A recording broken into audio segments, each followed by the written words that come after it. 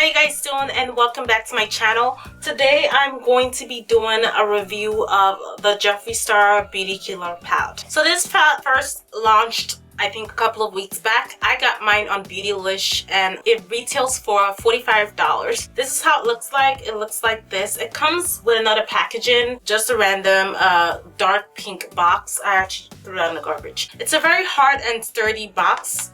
So it's really thick and well made. And then on the box it has the Jeffree Star Cosmetics logo, and then it has the inscription of the Beauty Killer right here. I will list out the weight of the box on the video. I'll also list out other things that you want to know about the palette in the description bar. There's a lot of rave about this palette. I'm gonna tell you guys a little bit more. So let's just go with the swatches, and then I will finally tell you my overall thoughts of the palette. So the palette comes with 10 eyeshadows, okay? And in this palette we have about 4 mattes. We have Star Power, Courtney, Vanity, and China White. Those are the 4 mattes.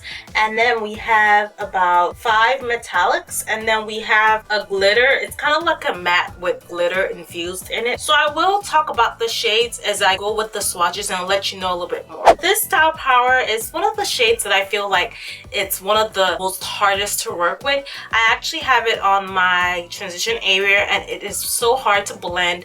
It's one of the most patchiest pinks I've ever seen. I wish that it was as smooth as it was pigmented. So it's not saying that it's not a pigmented shade. It is, but it's so patchy, it's so hard to blend. I really had high hopes for this color because I really don't wear pinks, but I love wearing pink eyeshadow. The next shade onto the right is Princess. Princess is more of like a muted lavender shade, but it is nonetheless a beautiful shade. I actually have that shade all over my crease. It's really beautiful. It's not as pigmented as I want it to, but it is really beautiful. The next shade over to the right after Princess is called Violence. Violence is like a burgundy with a purple duochromeness to it. This is actually one of my favorite shades in the palette. One day I wore this on over the lid. I buffed a Confession in the crease and I wore it as a smoky eye. It was so beautiful. It had like a very nice iridescence to it and it's really pigmented, so I actually like this shade. The next shade onto the right is called Rich Bitch. Rich Bitch is just old golden color. This shade was so much of a disappointment. It was so flake, was pigmented when you spray the brush and tap it on, but when you put it on dry it's so like flaky. It does not present the color that it is on the pad. Color that's after that, Courtney, is absolutely gorgeous. Pigmented, very smooth, very wearable. Like people say this color doesn't show up. Like if you're my skin tone or lighter, it probably would, but if you're darker, you'll probably have to go with this on the lid as a lid shade. I have it actually all over my brow bone and I actually popped it all over the crease as a transition color, and I use it to blend other colors out. The next shade that's called Expensive is it's very beautiful blue shade. Also, this was quite lacking in pigmentation. It's a little bit flake like the other ones. It's not as pigmented as the other shades that I mentioned that were good. It is more like a subtle blue. It doesn't look really rich like I want it to, but I do have that going on my inner rim area. It's also workable. I believe it's way better than Rich Bitch. Rich Bitch was just like the dud of everything. I really still prefer this over that. The next shade, Confession, is absolutely stunning. I believe this and Vanity will be my very most used combo in fall. Those colors are so rich. Confession is more of a copper red. It's like a reddish copper and it's so beautiful on the lid, on the crease. So beautiful. I really absolutely love this color. Vanity is my favorite of all the palette. It's the most intense, deep dark brown. It's like really so pigmented, like literally, and it blends like a dream. Have you ever seen a dark color that really blends well? Vanity is the right color. It blends like a dream. I have it in my crease area, my outer V, as a definer color. It's so rich and pigmented. I absolutely love this color. The next color that I actually had less hopes for was China White. China White is like a off-white cream shade. It's not white, but it's cream. It's like an ivory shade. You would expect light colors like this to have that chalkiness to them, but this shade does not have any chalkiness whatsoever. It's really creamy. It's really easy to like apply in wherever you need it to go. The next final shade is Black Rainbow. Black Rainbow is a color that I really wanted to work, but it's kind of dry. It's kind of dry for me. Like, the texture is a little dry.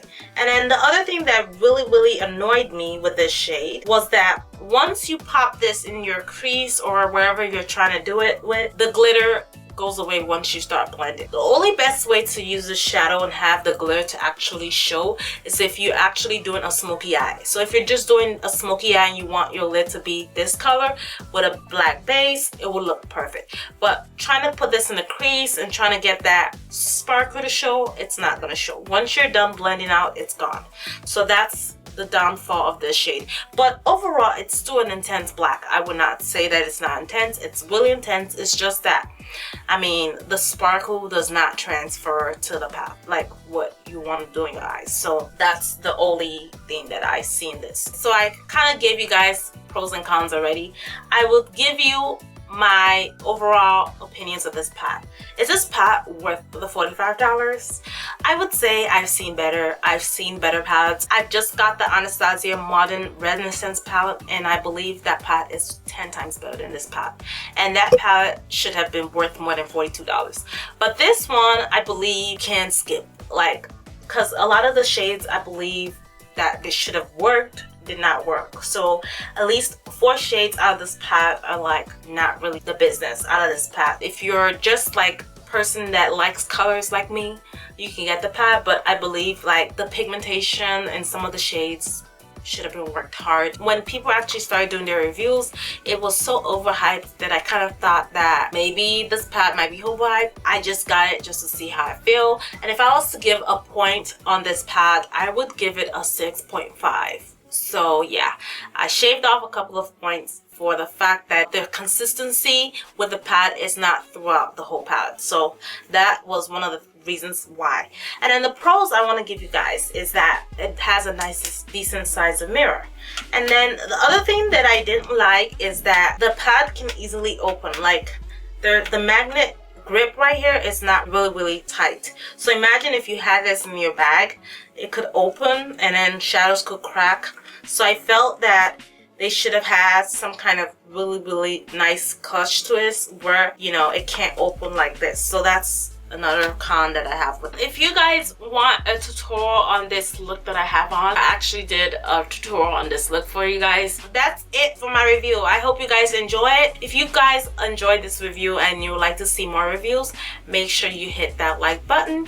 And if you are new to my channel, please don't forget to subscribe. Thank you guys so much for your love and support. I love you guys, and I'll see you in my next video. Bye.